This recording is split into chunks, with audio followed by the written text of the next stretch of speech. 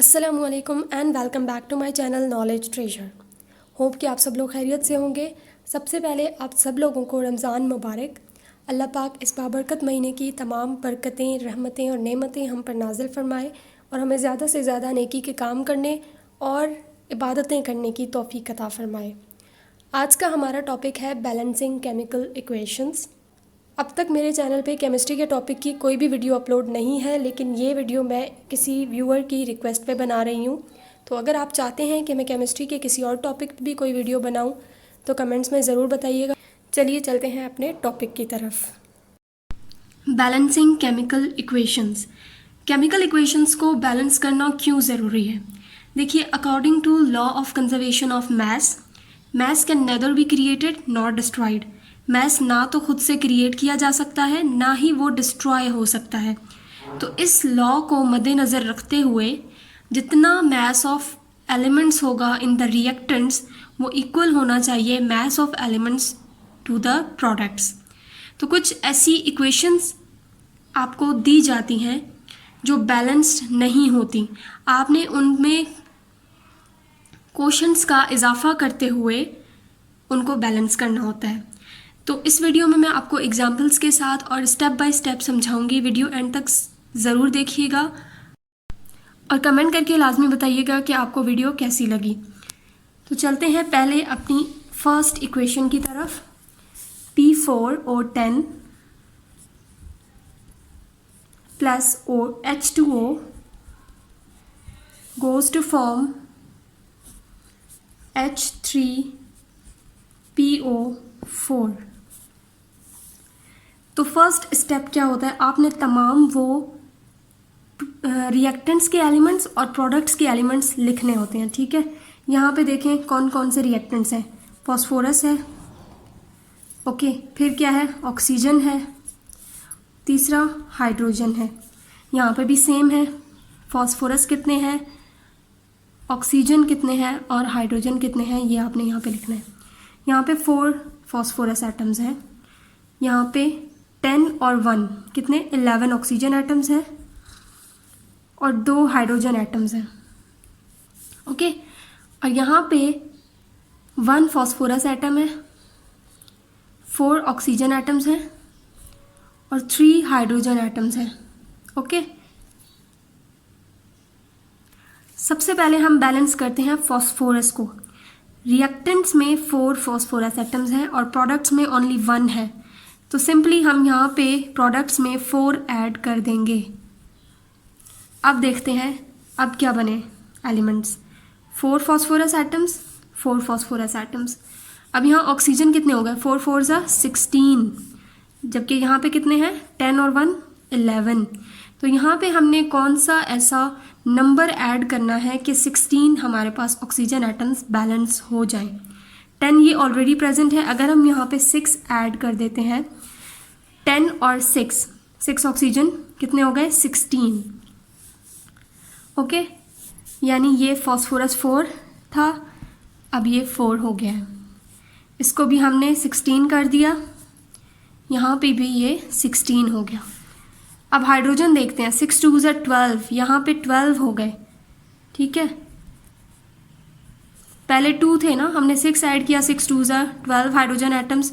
तो यहाँ पे कितने हाइड्रोजन एटम्स हैं? 4 3 ज़ा 12। तो देखिए सारी चीज़ें बैलेंस हो गई। Phosphorus 4 4, oxygen 16 16, hydrogen 12 12। ये हो गई हमारी इक्वेशन बैलेंस।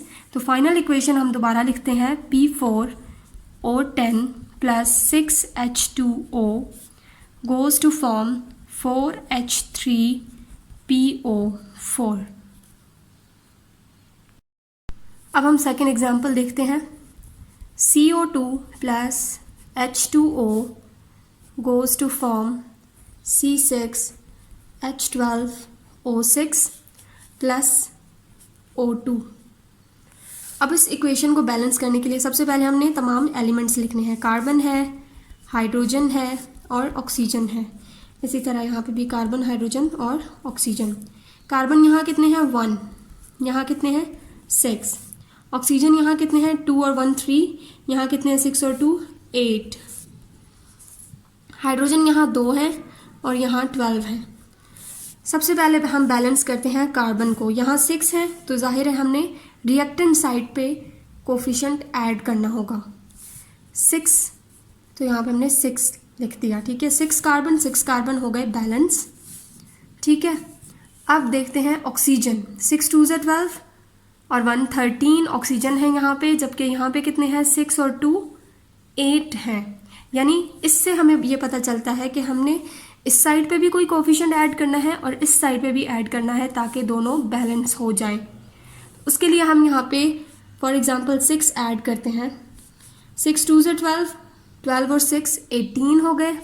यहाँ पे कितने हैं 6 2 ज़ा 12 और यहाँ पे हमने अगर 6 ऐड कर दिया तो 6 ऑक्सीजन और 12 18, 6 ऑक्सीजन ये वाले और 12 ये वाले, 18 ऑक्सीजन।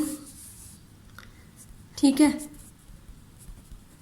दोनों साइड पे हमने ऐड कर दिया। हाइड्रोजन यहाँ पे कितने हैं 6 2 ज़ा 12 और यहाँ पे भी 6 2 ज़ा 12।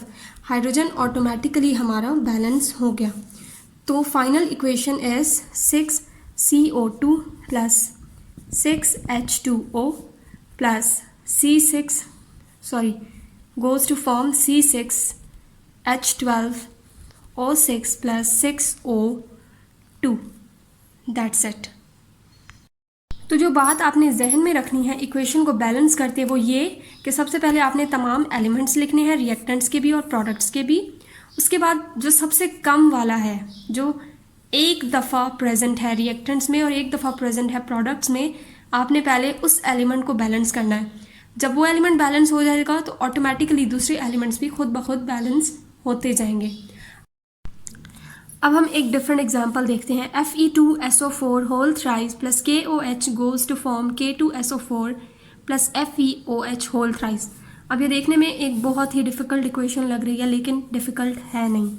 इसमें भी आपने वही स्टेप्स फॉलो करने हैं। पहले आपने तमाम एटम्स लिख लिए, आयरन है, सल्फ़र है, ऑक्सीजन है, पोटाशियम है और हाइड्रोजन है। इसी तरह यहाँ पे भी सारे iron, sulphur, oxygen, potassium and hydrogen. सबसे पहले हम बैलेंस करते हैं आयरन को।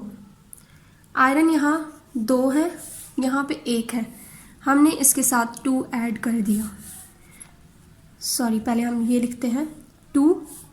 ओके, यहाँ पे कितना था 1 पहले। सल्फ़र यहाँ पे 3 है, ये क्योंकि ब्रैकेट में है दोनों के साथ है, ये 3 ऑक्सीजन के साथ भी है और सल्फ़र के साथ भी। तो सल्फ़र यहाँ 3 है और यहाँ कितने हैं 1। ऑक्सीजन यहाँ 3 4 ज़ा 12 और 1 13 है और यहाँ कितने हैं 3 1 ज़ा 3 और 4 7। पोटाशियम यहाँ 1 है और यहाँ 2 है। हाइड्रोजन यहाँ 1 है और यहाँ 3 है। यानी तमाम एलिमेंट्स अनबैलेंस्ड हैं, आपको सबको बैलेंस करना है। अब चलते हैं बैलेंसिंग की तरफ। आयरन यहाँ पे 2 है तो हमने यहाँ पे इसके साथ 2 ऐड कर दिया। ठीक है, तो 1 से ये हो गए 2, बैलेंस हो गया आयरन एटम। अब हम देखते हैं सल्फ़र। सल्फ़र यहाँ कितने हैं 3, तो यहाँ पे 1 है, हमने यहाँ 3 ऐड कर दिया।